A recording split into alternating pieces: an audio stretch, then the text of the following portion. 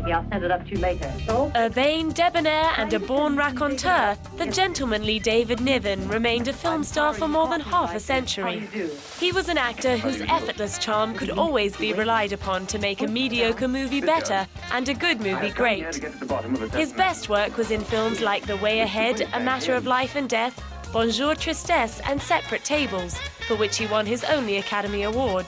His friends were many and exalted. He could count such luminaries as Clark Gable, Laurence Olivier, Vivien Leigh, Errol Flynn and Noel Coward amongst his inner circle. Not surprisingly, his elegant appeal also endeared him to the opposite sex, and his list of romantic liaisons includes many of Hollywood's most legendary beauties: Ava Gardner, Hedy Lamarr, Merle Oberon and Rita Hayworth, just to name a few. It was also in his romantic life, however, that he experienced true tragedy.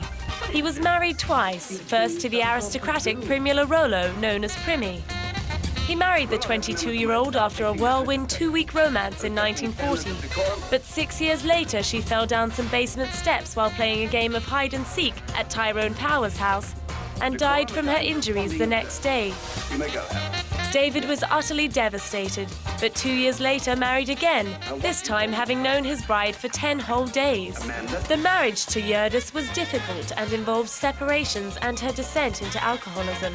And he nearly became a widower for a second time in October 1951, when the Nivens went out with a shooting party in New England.